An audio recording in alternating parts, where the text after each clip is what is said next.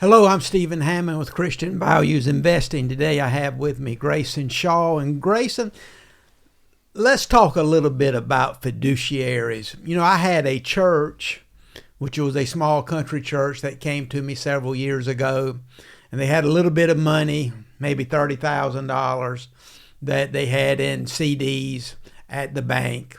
And one of the elders of the church, or one of the trustees, came to me and he said, "Steve, I want to put this $30,000 in the stock market because we can earn a lot more money than what we're earning off CDs."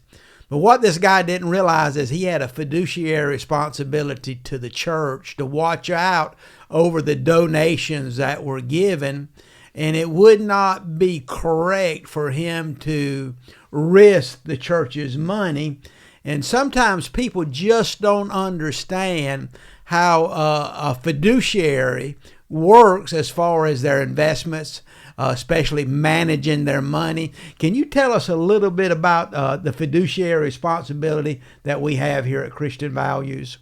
In a nutshell, being a fiduciary and having that fiduciary responsibility basically just means that you are obligated to do what's in the client's or whoever you're managing for. You got to do what's in their best interest.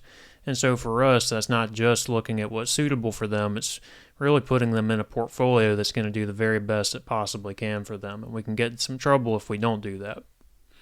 Grayson, many years ago when I was working at Merrill Lynch, I had an attorney come in that promised a woman to win a big lawsuit for her.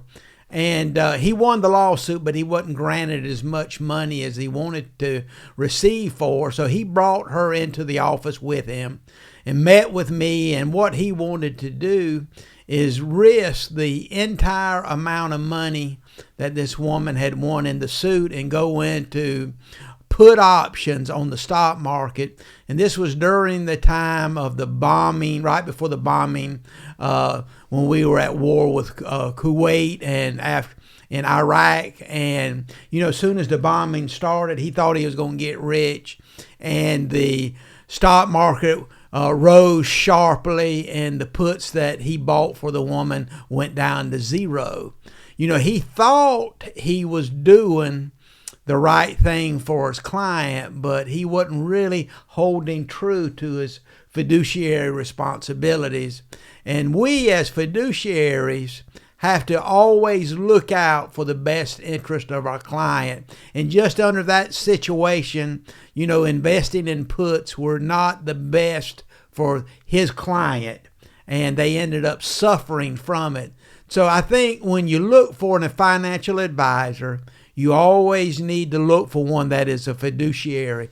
Do you have anything, Grayson, you'd like to add to that? An important thing to do when you talk with an investment advisor is to ask them if they're a fiduciary.